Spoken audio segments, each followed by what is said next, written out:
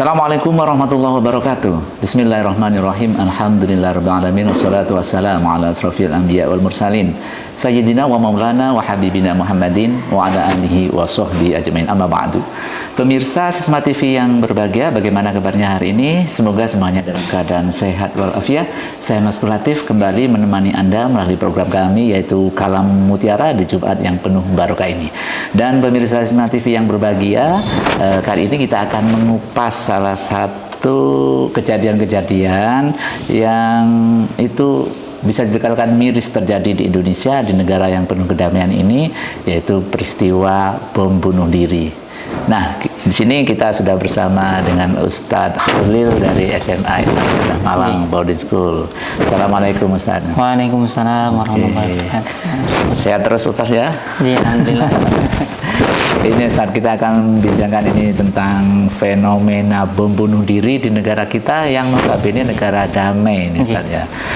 Karena ini bisa dianggap menjadi miris pemirsa ya, karena sampai detik ini sudah 13 kali terjadi Ustaz di Indonesia. Itu mulai tahun 2000, ini menurut catatan yang saya peroleh ini, itu tahun 2000, tahun 2002, 2003, 2005, 2009, 2016 itu 2 kali, 2018 ini 3 kali terjadi bom bunuh diri, kemudian tahun 2019, 2021, dan yang terakhir kemarin 2022 di Jawa Barat ini. Oke. Nah, ini Ustadz ya. Lalu ironisnya juga pelakunya ini yang notabene adalah orang Islam. Korbannya juga orang Islam. Sebagian juga orang Islam. Lalu sebenarnya dalam Islam ketika menanggapi tentang kasus bom bunuh diri ini gimana Ustaz? Yang pertama yang perlu kita ketahui bahwasanya bom bunuh diri ini merupakan tindakan kejahatan. Yang mana tindakan kejahatan ini tidak bisa kita pungkiri akan selalu berkembang dengan seiring berkembangnya manusia dengan segala bentuknya. Ya.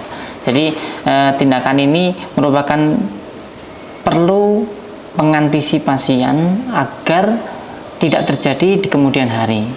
Yang mana banyak kerugian yang didapat, kemudian ada nama yang tercoreng karena beberapa tindakan yang dianggap melukai, baik itu dari pihak agama ataupun masyarakat dan sosial-sosial yang lainnya. Terutama Islam ini Ustaz ya, karena mereka atas nama Islam juga mungkin. Banyak yang menyimpulkan, terutama dalam masa kontemporer seperti ini ya, banyak yang menyimpulkan bahwasanya bom bunuh diri ini dikaitkan dengan teroris.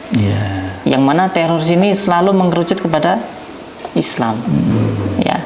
Karena banyak makna ataupun latar belakang yang menyebabkan terjadinya bom bunuh diri ini. Ya. Yang pertama yaitu yang pertama di era kontemporer ini banyak kita ketahui bahwasanya berkembangnya teknologi informatika ini berimplikasi kepada perubahan paham atas konteks jihad. Kalau zaman dahulu kita ketahui bahwasanya jihad fisabilillah itu berperang dengan kaum kafir dengan tujuan dan alasan tertentu. Ya. Tetapi dalam masa-masa ini banyak yang menganggap konteks jihad itu merupakan hal yang harus ditempuh dengan berbagai macam cara dan berbagai macam sebab dan akibat. Jadi banyak dari orang-orang seperti yang di negara kita sendiri ya, bahwasanya bom bunuh diri itu ada yang dilakukan satu keluarga sekaligus, dari ayah, ibu, anak dan lain sebagainya. Seideologi. Makanya paham-paham ideologi seperti ini, ekstremisme, kemudian radikalisme dan terorisme ini harus segera dicegah. Terutama ada nanti pembahasan terkait dengan bagaimana cara kita menanggulangi. Tapi menurut konsep Islam sendiri terhadap bom bunuh diri ini gimana? Konsep Islam sebenarnya dalam konteks bom bunuh diri itu tentunya mendapat beberapa pendapat. Yang pertama yaitu ada kelompok yang memperbolehkan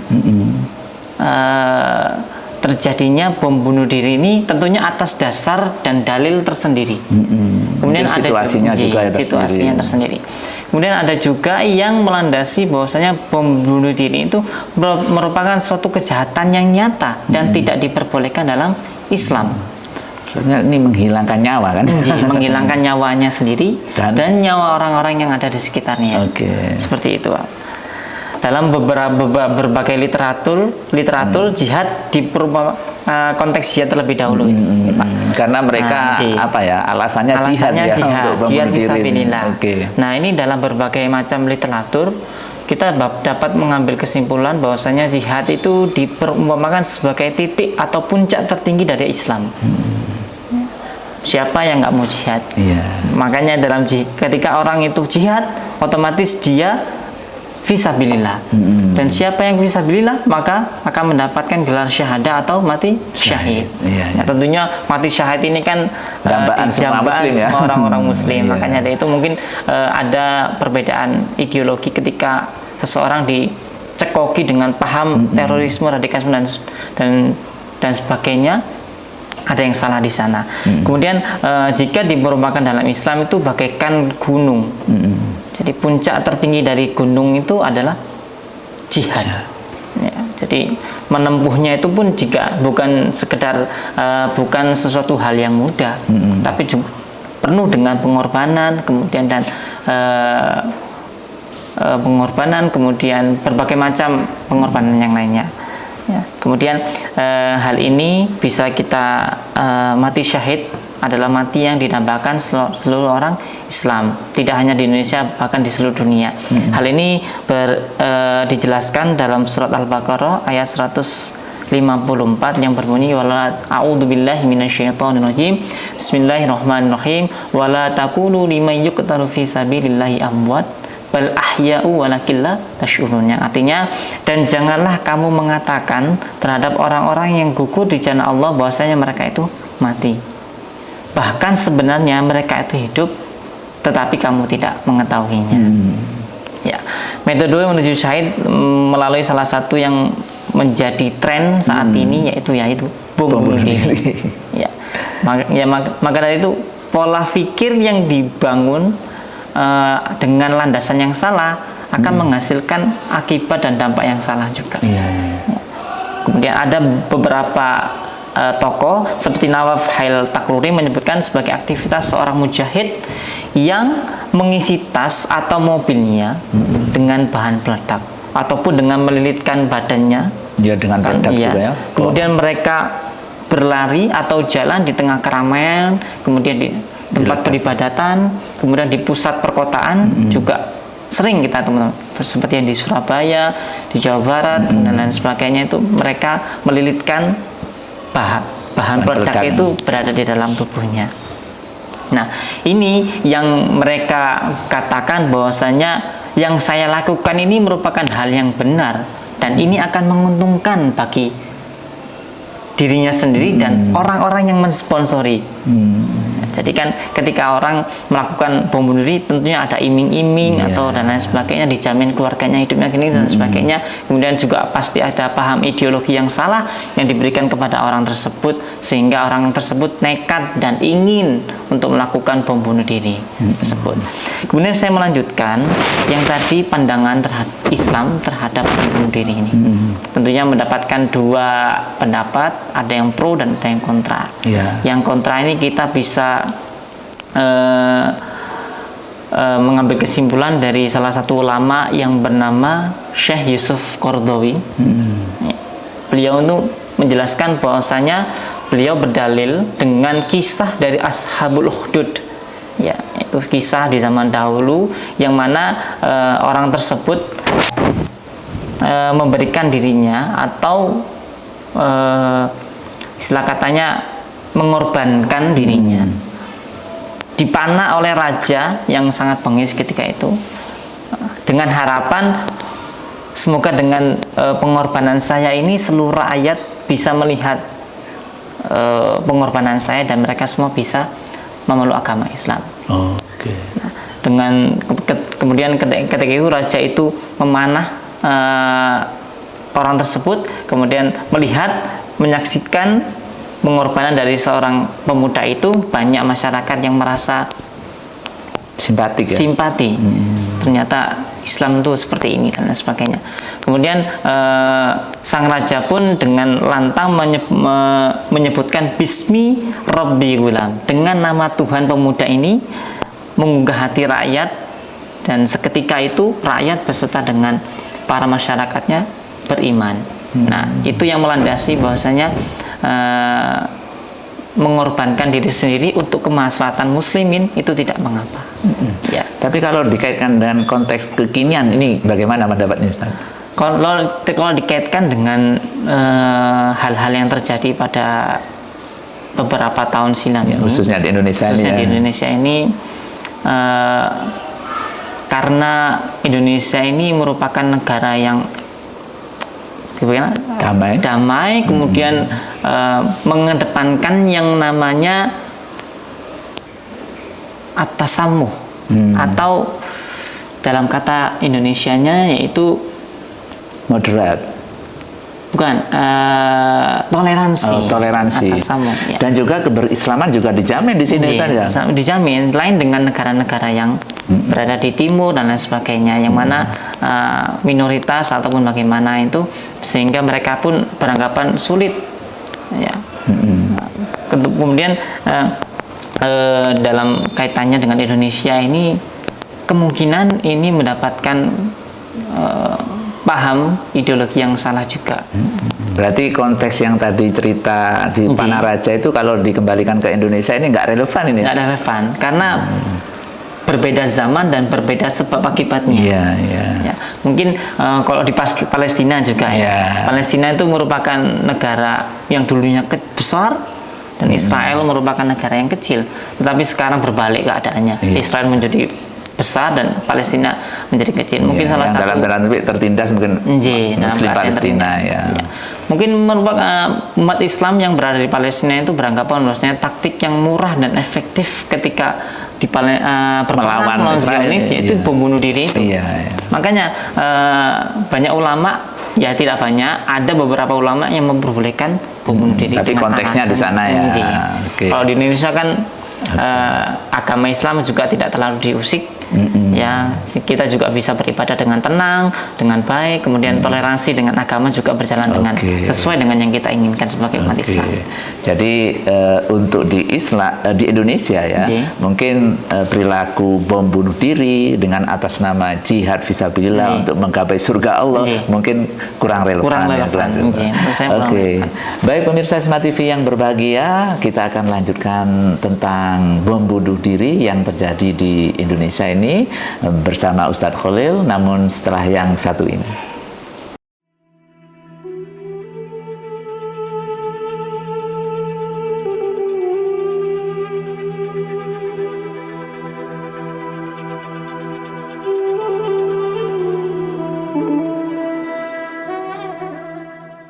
Oke, baik pemirsa Smart TV yang berbahagia, memang menjadi perhatian kita bersama ya, tidak hanya pemerintah yang harus memperhatikan situasi kondisi yang ada di tengah masyarakat kita, khususnya masyarakat muslim dengan ideologinya yaitu bom bunuh diri yang mengatasnamakan jihad, kemudian setelah itu berkeyakinan akan mendapat surga Allah. Dan tentunya ini kalau kita perhatikan, sudah kita jelaskan tadi bersama Ustadz Khalil, berdasarkan hadis ya, sejarah, bahwa untuk di Indonesia sudah tidak relevan lagi orang Islam atau umat muslim meraih surga Allah dengan cara bom bunuh diri.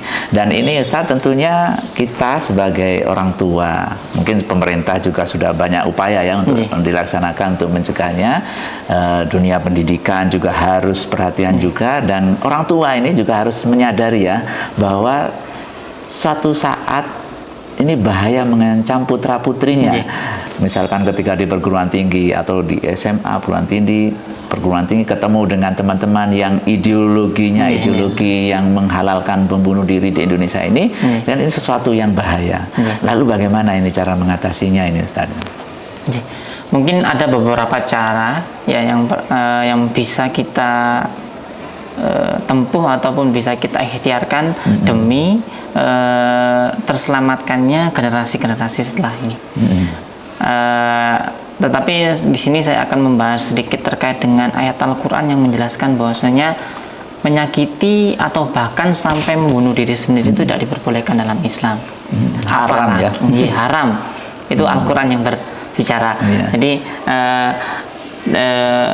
ayatnya seperti ini, Pak Maskul. A'udzubillahi minasyaitonirrajim. Ya ayyuhalladzina amanu la ta'kulu amwalakum bainakum bil batil illa an takuna tijaratan an taradin minkum wala taqtulu anfusakum innallaha kana bikum rahima. Yang artinya, wahai orang-orang yang beriman, janganlah kamu saling memakan harta sesamamu dengan jalan yang batil atau tidak benar, kecuali dalam perdagangan yang berlaku atas dasar suka sama suka di antara kamu. Dan janganlah kamu membunuh dirimu, sesungguhnya Allah Maha Penyayang kepadamu. Dari ayat tersebut bahwasanya kita mengambil kesimpulan menyakiti atau bahkan sampai membunuh diri itu merupakan sesuatu kejahatan yang nyata dan diharamkan dalam agama Islam. Makanya salah satu ulama yang tidak memperbolehkan adanya bom bunuh diri ini berdalil dengan dalil ini. Atas dasar ayat tersebut dijelaskan bahwasanya poin yang kita bisa kaitkan dengan tema kita pada pagi hari ini yaitu wala taqtulu anfusakum innallaha kana bikum rahima, dan janganlah kalian membunuh diri kalian sendiri, sesungguhnya Allah Maha Penyayang kepada kalian. Nah, kemudian yang selanjutnya masuk kepada konteks yang tadi, bagaimana cara kita menanggulangi generasi-generasi muda agar tidak terpengaruh dengan yang namanya ideologi seperti bom dan lain sebagainya. Tentunya banyak cara, Pak Maskur sebenarnya. Ada satu kutipan yang berbunyi al-haqqu bila nidhamin yuglabu bil batil bin nidhamin. Sesuatu kebenaran yang tidak tersusun, terorganisir dengan rapi akan dikalahkan dengan suatu kejahatan atau keburukan yang terorganisir. Makanya kita tidak boleh kalah sebagai agama Islam, yang mana sudah banyaklah masyarakat Islam yang mengikuti atau organisasi-organisasi Islam di luar sana itu kan banyak ya. Tentunya sebagai salah satu tugas kita sebagai seorang pendidik yaitu mengontrol dan mengecek bagaimana caranya murid-murid kita itu tidak terkontaminasi dengan paham ideologi yang salah. Jadi para guru, mungkin pemimpin ormas keislaman ini harus nih ya, harus mengawasi juga ini. Karena kan dalam konteks pendidikan itu kan ada 3 unsur yang harus diperhatikan. Yang pertama lingkungan, sekolah, dan rumah, orang tua. 3 hal ini akan juga mendapi sasaran utama untuk mencekoki, untuk memberikan paham-paham ideologi yang salah. Ya.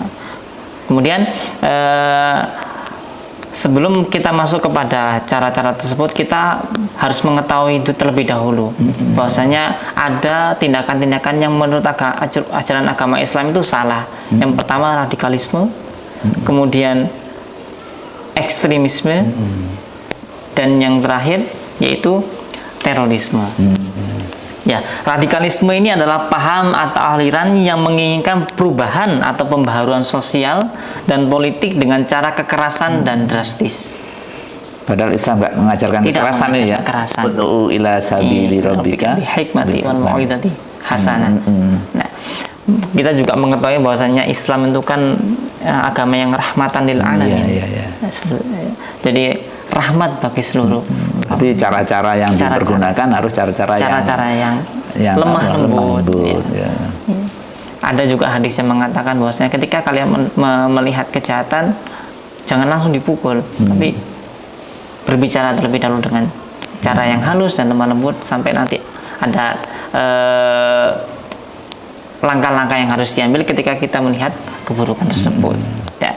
Jadi radikalisme ini sesuatu paham atau aliran yang ingin merubah pembaruan sosial dan politik dengan cara yang keras ataupun drastis.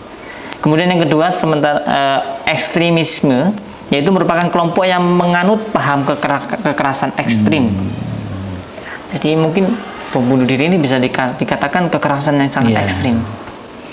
Dan mungkin menganggap dirinya benar, itu yang tadi, lain salah, karena ada keras itu. Sponsor yang di belakangnya itu yang mempengaruhi orang tersebut sehingga berani untuk melakukan hal tersebut. Padahal hal ini sangat-sangat diharamkan dalam agama.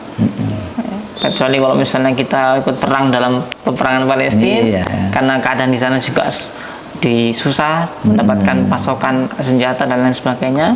Dan memang kondisinya memang tertekan gitu ya. Makanya salah satu hal yang murah ataupun efektif dilakukan di sana yaitu bom bunuh diri.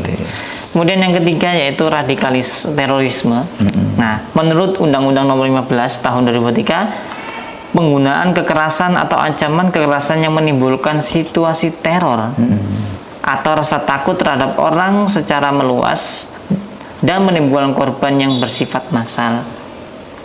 Itu tadi adalah arti dari terorisme. Jadi setelah adanya bom bunuh diri pasti kan akan menyebabkan kecemasan, teror, ketakutan orang berada di gereja menjadi takut ketika beribadah, orang berada di keramaian pusat perkotaan juga merasa takut karena bahkan yang terakhir ini di Polsek ini tadi. Di Polsek. Dan mereka ini kebanyakan yang menganut paham ideologi bom bunuh diri saat ini menganggap pemerintah dan aparat ini togut sehingga wajib dibunuh.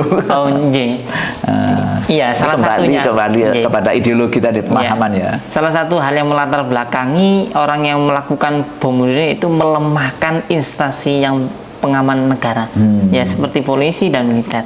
Itu merupakan salah satu hal yang melatar belakangi. Sehingga dari bom bunuh diri itu akan banyak menarik rasa takut masyarakat, kemudian mendapat banyak dukungan. Ada juga yang seperti itu, Pak Mus. Jadi ini merupakan hal yang harus kita antisipasi. Oleh karena itu ada beberapa cara untuk membentengi dampak dari radikalisme, ekstremisme, dan terorisme terhadap generasi saat ini. Yang pertama yaitu melalui pendidikan karakter. Perlu kita ketahui bahwasanya sebagai lembaga pendidikan Islam yang berada di Kota Malang, kita harus membentuk siswa-siswi kita dengan karakter-karakter yang sesuai dengan ajaran agama Islam. Yang mana tidak cukup ketika di sekolah saja, bahkan ketika ada di rumah itu pun kita harus banyak-banyak menganalisis anak ini seharian kemana saja. Ketika pulang sekolah dia kemana saja. Itu ditakutkan lagi ada paham yang tidak sesuai dengan ajaran agama Islam yang diberikan kepada anak tersebut setelah dari sekolah. Dan orang tua nggak tahu misalkan. Dan orang tua tidak tahu. Kan apalagi sekarang Ustaz, komunikasi melalui media sosial begitu mudah ya. Bahkan para orang-orang yang ingin memasukkan ideologi tersebut, mereka mengajukan undangan untuk orang tersebut melalui online, kemudian lanjut kepada pertemuan offline. Ini cara-cara mereka merekrut. Bahkan sampai dibuatkan Google Form, pendataan dan lain sebagainya. Nanti pertemuannya offline. Nah, dari situlah mulai dicekok-cekokin, mulai doktrin sifatnya seperti itu. Kemudian sekolah ataupun lembaga pendidikan juga harus banyak berperan aktif untuk menanggulangi hal sedemikian rupa. Apalagi nauzubillah ada di antara peserta didik kita yang sudah terlanjur ke sana, kemudian kita tidak tahu. Nah, itu merupakan sebenarnya ini bisa diketahui nggak ini indikator anak itu yang cenderung ke pemikiran ideologi mereka itu bisa nggak diketahui kan? Mungkin salah satunya yaitu dia cenderung pendiam, Pak. Karena menganggap bahwasanya teman-temannya yang lainnya tidak seideologi dengan dia. Maka mereka akan menganggap ataupun merasa tidak nyaman dengan kegiatan-kegiatan di sekolah. Karena anak tersebut sudah terlanjur nyaman dengan ideologi yang sudah didoktrin kepada dia, sehingga apapun yang terkesan tidak sesuai dengan ideologi dia akan dipentalkan. Nah, ini orang tua harus tahu nih ya, harus mengawasi juga Terkadang putra-putrinya. terkadang orang-orang yang pendiam itu yang penuh banyak misteri. Iya. Ya, insya Allah di sekolah kita tidak ada. Ya, amin, semoga ya. Iya. Kemudian apa lagi nih yang bisa dilakukan Ustaz? Ya, Selain kemudian dunia yang pendidikan mungkin ya, orang tua. Ya. Kemudian yang kedua yaitu melalui kampanye yang menjelaskan atau mengikrarkan bahwasanya Islam itu adalah rahmatan lil alamin. Ya. Islam ramah, Islam substansif, Islam santun dan sejenisnya baik di dunia maya melalui website, WhatsApp, Facebook, IG, Twitter dan sejenisnya maupun dunia nyata. Ya, ini tanggung jawab bersama ini berarti ya. Bersama.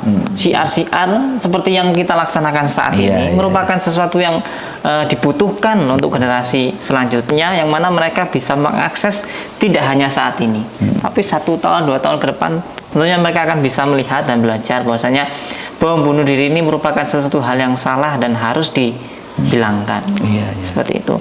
Dan kemudian dalam terutama kerjasama penguatan pemikiran kebangsaan antara organisasi-organisasi Islam. Ya, jadi ya banyak organisasi Islam di Indonesia kan sangat banyak. Iya. Ya. Itu dalam segi program kerja pun mereka juga istilah katanya memberikan usulan agar paham-paham ideologi ini tidak masuk terhadap generasi muda di Indonesia. Ya. Kemudian yang ketiga melakukan pembinaan keluarga. Iya. Ini keluarga juga menjadi ujung tombak paling penting terhadap apa saja yang masuk di keluarga mereka. Mungkin kalau di lembaga kita ada kegiatan bina kolbu sabilillah ini ya. Itu salah satu cara agar salah satu cara kita agar kita bisa memiliki pandangan atau ilmu tambahan. Ya, bina kolbu itu kan sangat banyak mendatangkan manfaat bagi orang tua siswa. Sehingga mereka punya cara terbaru bagaimana mendidik anaknya tanpa melalui kekerasan atau lain sebagainya. Dan juga mereka bisa mengajarkan bahwasanya Islam itu ramah. Jadi ketika kita bertemu dengan siapapun selalu berbuat baik dan ramah kepada siapapun. Seperti itu. Jangan malah bunuh dirinya sendiri. Iya, betul seperti itu. Jadi pertentangan sekali dengan Islam. Islam ramah, Islam rahmatan lil alamin, dengan bunuh diri itu sangat pertentangan. Kemudian yang keempat yaitu melalui penugasan dai dan mubaligh. Jadi kita juga kalau misalnya kita tidak menyaring apa yang masuk ke telinga kita, itu banyak di YouTube dai ataupun mubaligh yang justru malah ideologi fahamnya menjerumuskan ke arah situ. Ya, tidak perlu dibahas karena tidak pembahasan kita. Ya, jadi dai dan mubaligh harus menyesuaikan dengan apa konteks yang ada pada agama Islam saat ini. Ya, tidak boleh malah menjerumuskan. Makanya saat ini kan ada sertifikasi mubaligh. Mungkin salah satu tujuannya seperti itu ya. Walaupun di pro kontra ya, mubaligh atau dai ada sertifikasinya, tapi kan pemerintah punya tujuan tertentu agar paham radikalisme, ekstremisme, dan terorisme tidak masuk ke dalam dunia masjid Indonesia. Iya, Indonesia maksudnya. Karena sekarang kan banyak cara untuk mencuci otak pun. Bukan hanya di universitas kadang juga bisa digunakan untuk sebagainya. Kemudian yang kelima, membatasi penggunaan medsos ataupun barang elektronik lainnya. Ini mungkin yang sedikit susah ya. Mungkin yang susah karena banyak cara yang digunakan para doktrinis radikalisme ekstremis dan sebagainya itu mencokokinya melalui dunia game, kemudian media sosial dan sebagainya, halaman-halaman yang tidak sadar mereka buka itu isinya doktrin ada seperti itu. Makanya harus dibatasi atau diawasi nih ya? Dibatasi sekaligus diawasi. Jadi kalau misalnya sekarang kan banyak fitur-fitur di HP Android ataupun HP iOS yang bisa membatasi kinerja anak. Jadi yang bisa diakses hanya aplikasi-aplikasi tertentu, kemudian dari jam segini sampai jam segini bisa mati sendiri. Itu mungkin merupakan salah satu cara agar terselamatkannya generasi muda dari paham-paham yang atau ideologi yang salah. Oke. Mungkin terakhir Ustadz, sebagai kesimpulan, sekali lagi bagaimana supaya Indonesia bebas dari perilaku pembunuh diri? Sebenarnya kejahatan itu bukan karena banyaknya orang jahat, tetapi kejahatan itu timbul akibat dari banyaknya orang baik yang memilih untuk diam atas kejahatan yang dibuat oleh si penjahat itu. Jadi banyaknya orang baik yang melihat kejahatan tetapi dia tidak acuh tak acuh, tidak mau tidak merespon, tidak mau mengingatkan dan sebagainya. Nah ini berawal dari misalnya membunuh ular, atau katakan membunuh hewan ternak, mesti ayam, tanpa kaitannya mau dimakan ataupun sebagainya. Kemudian dilihat tetangga, dia acuh tak acuh, dia merasakan kenyamanan ketika membunuh ayam itu. Hanya lambat laun dia penasaran ingin membunuh manusia. Nah itu melalui hal yang kecil saja itu bisa berdampak yang besar. Nah, jadi semakin banyaknya orang baik yang diam dengan kejahatan yang terjadi di Indonesia khususnya, maka akan semakin banyak lagi dengan kejahatan-kejahatan yang timbul dengan segala perkembangan manusia yang berada saat ini. Kemudian satu-satunya cara yang bisa kita laksanakan atau kita bisa lakukan untuk mengantisipasi anak-anak kita atau kerabat-kerabat kita dari paham ideologi yang salah, yaitu mendekatkan keluarga kita dengan Allah. Karena tentunya kita tidak bisa 24 jam berada di sampingnya, tidak bisa. Ya, itu salah satu yang bisa menjaga hanya Allah saja ya. Pesan untuk orang tua, selalu doakan anak kita, selalu berikan motivasi dan nasihat, tentunya agar anak-anak kita jadi nantinya bisa menjadi generasi Islam yang unggul, yang bukan malah menjadi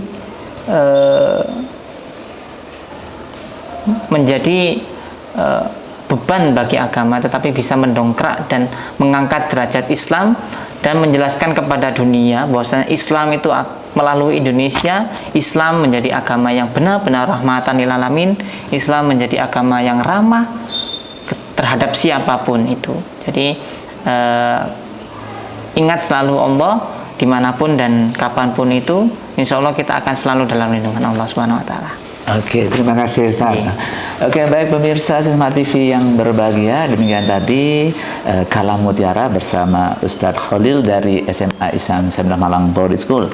Dan mudah-mudahan melalui Kalam Mutiara kali ini tertanam pada diri kita semuanya, khususnya umat muslim di Indonesia, bahwa perilaku bom bunuh diri adalah bukan perilaku Islam, bukan tuntunan Islam, dan bukan ajaran Rasul Muhammad SAW, karena yang diajarkan oleh Rasul Muhammad SAW adalah Islam yang rahmatan lil alamin, Islam yang ramah, Islam yang santun, Islam yang penuh toleransi.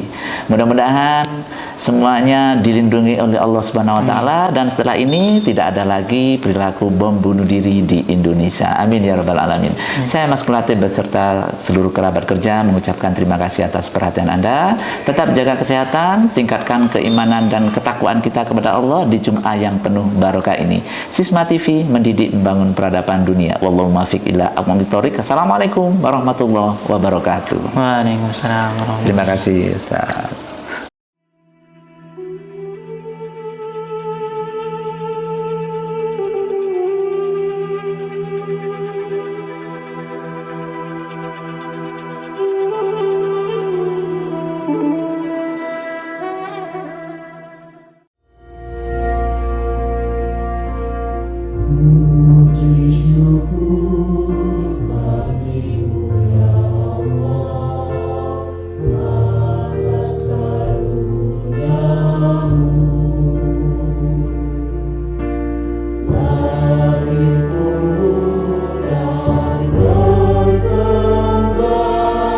Siswa kecil